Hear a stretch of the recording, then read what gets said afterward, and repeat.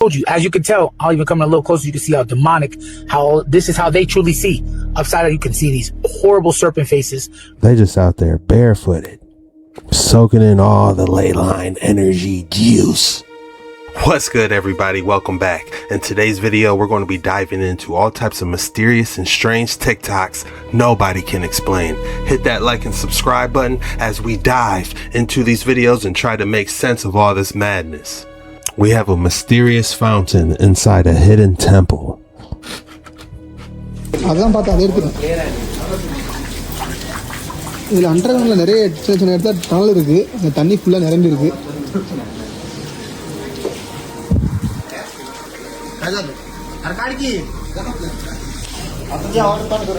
அதான் பார்த்தா அதை எடுத்துட்டேன். இதில் under.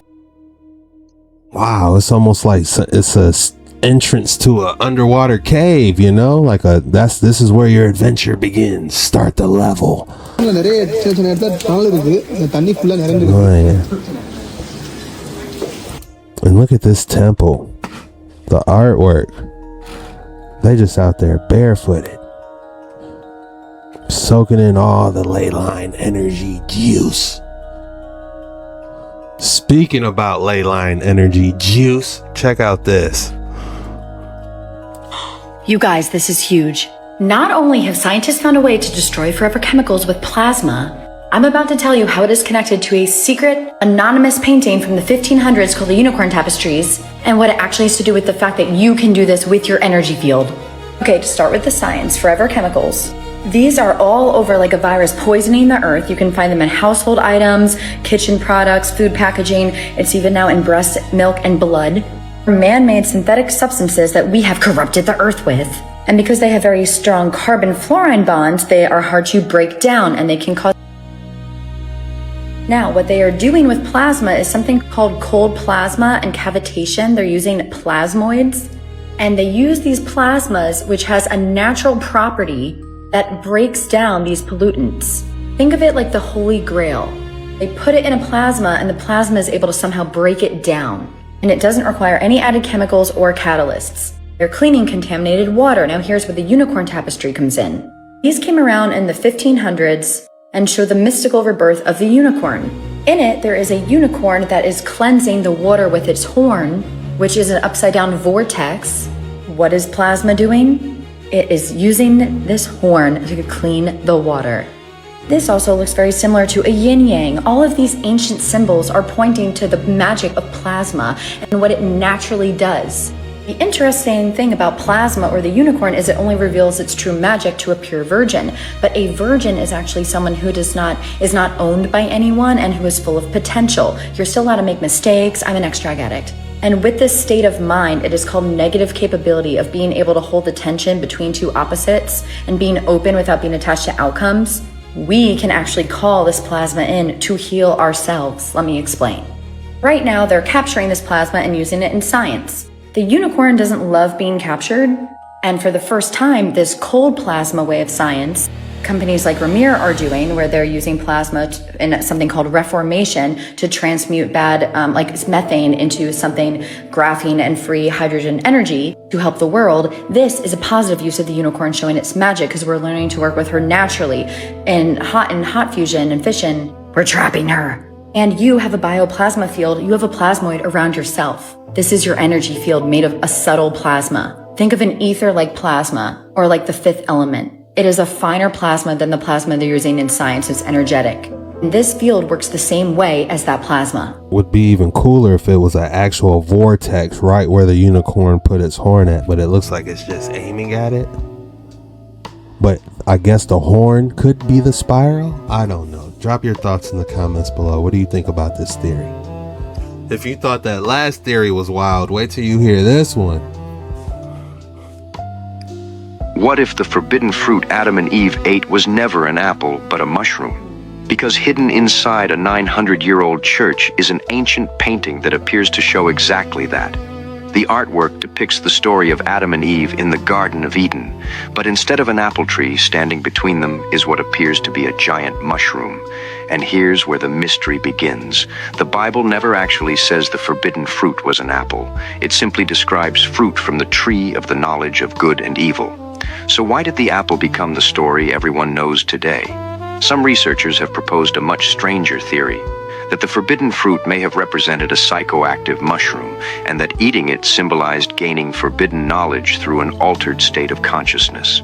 Suddenly, one detail from the story becomes even more interesting. After Adam and Eve ate the fruit, their eyes were opened. They became aware of themselves in a way they weren't before. So what if this 900-year-old artwork isn't simply an unusual artistic choice? What if it's preserving an older interpretation of the Garden of Eden, one where the forbidden fruit wasn't an apple at all, but something capable of changing human consciousness? If that's the case, then why do they call it fruit then? You know? It's literally called a forbidden fruit. What juices are busting out of a mushroom is what I'm trying to figure out. Entire, whatever the terrifying picture. But remember that picture that I showed you earlier with the Queen of Heaven? Remember, and I said it was birthing? Now, this is the picture, and this has not been Photoshopped. You see how he looks? And it looks like that's not Photoshopped. This is a picture taken there. This is in the Vatican. This entire, whatever the hell this demonic serpent Seraphim is showing the birth of what happened once the serpent, the Seraphim, laid with the first ever race woman. Not different, it's different than the male race, not what we are now, and created the hybrid versions out of darkness, because we all come from darkness, and brought it through this new portal. Quick thing is, you can see it's the Baphomet, right? So it's the same Baphomet. Look, I'll start here at the bottom of the Baphomet, right here with the thing, come up, right? Look, it's the Baphomet. You can see, right? Remember, you have to see many minutes right there. You see this? Now, remember when I showed you, they can see in 4 different ways. So you have to flip it over and then turn it upside down, and then you have to be able to flip it right side up so you can see what's truly going on. Now, remember, you see this? It looks this horrible monster-looking thing. Now, I'm going to show you what it looks like flipped over. Now, everybody may not be able to see this, but bear with me. Remember, I told you, as you can tell, I'll even come a little closer, you can see how demonic, this is how they truly see. Upside down, you can see these horrible serpent faces, right? Oh my God, these, look, one.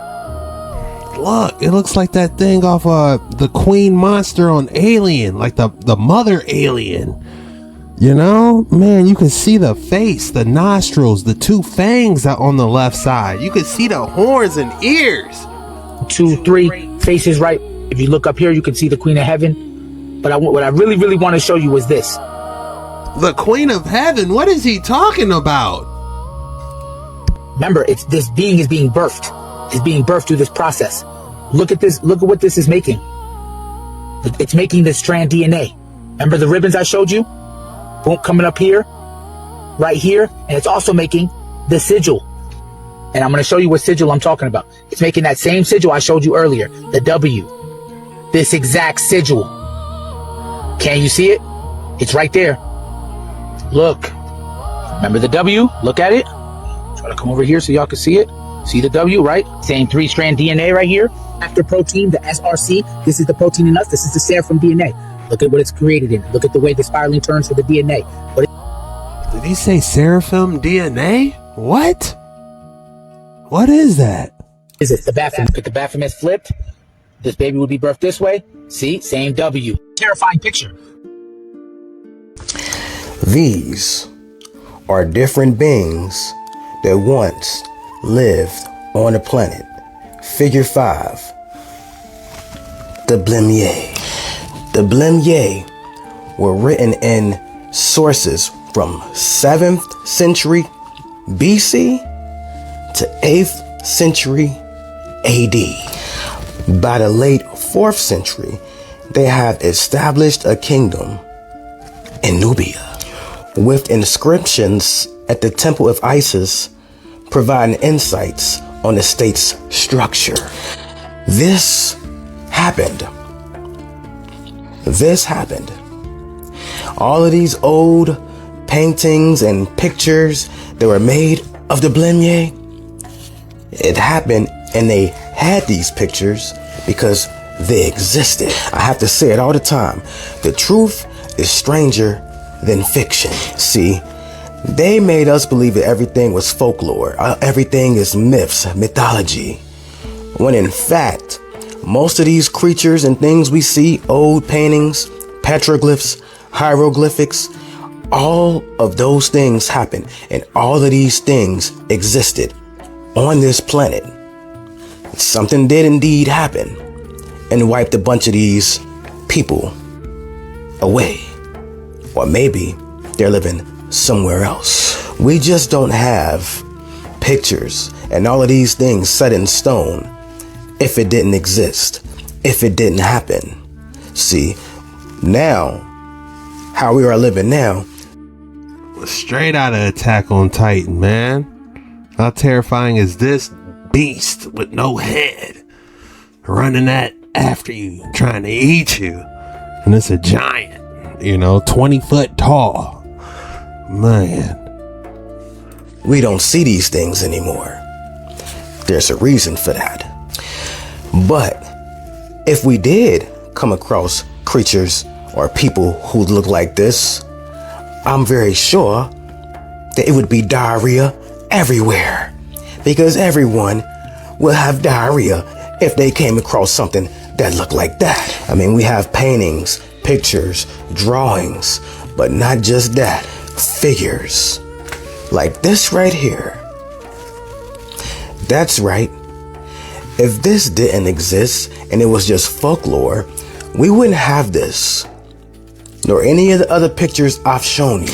They had their own regions, Lower Nubia. They had their own cattle. They were farming. They were doing all these different things. And then one day, poof, gone, goodbye. There were also warriors. There's also literature about the Blemmyes. It looks creepy. It looks fake, but they did exist. These are different beings. 4 of the strangest places in Scotland.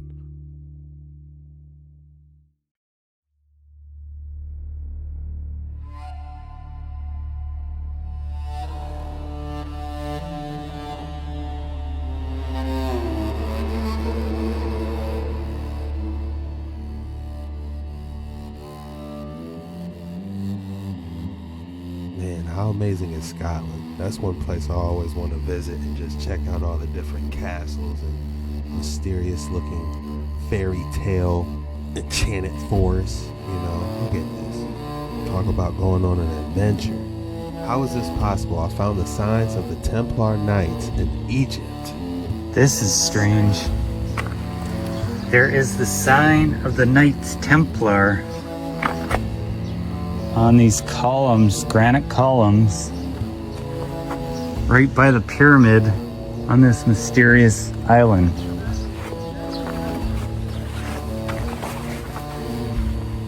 They are all big granite columns. And this is what's remaining of the Great Pyramid. Wow, almost looks like it was intentionally destroyed at one point. In case nobody told you this, happy people will always encourage, successful people will always support, attractive people will always compliment, and those who have nothing to offer will always bring you down. In case nobody told you this. Wow, one of you guys said insecurity is a bit like drowning a man. You push others under the wave to survive. Man, did they really catch a shapeshifter on camera? I think this lady is a shapeshifter, and just carefully pay attention to her hand when she puts the roll down. It looks like it changes color and morphs into a regular hand. And I know most are gonna say, well, this lady is probably just double jointed and she can just do something like that. But isn't that the whole illusion, the way AI is making everyone believe that everything is not real when it could be real? I think this lady is a shapeshifter. In case you missed it, she grabbed the roll of paper towel with her other hand like backwards. That was creepy. And just carefully pay attention. It's double jointed and she can just do something like that. But isn't that the whole illusion, the way AI is making everyone believe that everything is not real when... That is trippy. We are the only species on Earth that pays to eat. Think about that. We've traded our independence for a barcode and a checkout line. It's insanity. Gardening isn't a hobby. It is humanity. We are the only species. Man, that lettuce going around crazy, you know? It's like now is like the best time ever to start growing your own food. Because I don't know if you guys heard about like people saying like the lettuce is bad because of something going on. I don't know. But I do know that growing your own food is the way to go because you know what's going on with it. I don't trust anybody who looks at this and calls these weeds. I'm sure there's a couple people who drive past and say, why are they letting these weeds grow up over here? They should mow that down, it should be a big loan. Scary mindset to have, but you know what? There's also a lot of people I know that look at this space and are filled with passion and joy, seeing these native species here, the birds, the pollinators, the life, the colors, the story. This is incredible. You have beautiful false sunflower, gray-headed coneflower, seeds of monarda, big blue, little blue. Look at this big blue. This is real grass. Like this? Nah, bro, this is fake grass. This is real grass. Real shit. Canada wild rye, what up? Look at that, it's gorgeous. What a scene in our city. This is the way we can have both. We can coexist. You got a little trail through there. Oh, it warms your heart, bro. Because the thing is, like, I'm knowing of this land here, my city. I go 20 miles that way. I will probably not find one of these species at all. I can see it being a big deal to someone that's in the city and they run across this, but if you're in the country, that's all you see. Not one. I'm not going to see bergamot at all. I'm not going to see gray-headed coneflower, wild senna. So this is very valuable. And this is the way. And much respect to whoever actually orchestrated this, because this is like, they understand some things. I'll just tell you that. Sorry. Beautiful. Let's go. Needed this today. Come on. And I also believe it's important to identify the different types of plants because you want to know like what you're looking at, you know, if it's poison ivy or if it's something else, you know, so you want to definitely be able to have that skill set to identify plants. Like me, I couldn't tell you what none of these plants are, but I do want to get to the level of being able to identify most plants. This man left this bull completely bamboozled.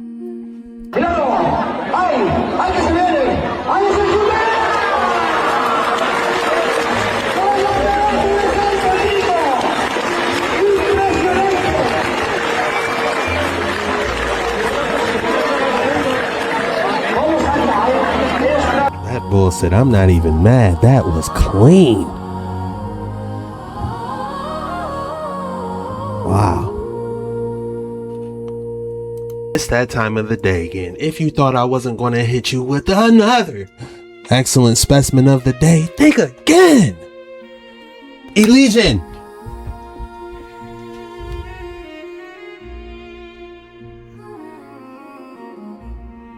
This is dazzling, isn't it? It's almost like the back of this geode has you memorized, and then these like two snow puffs. Man, what an exquisite geode. I can only imagine when they bust this specimen open.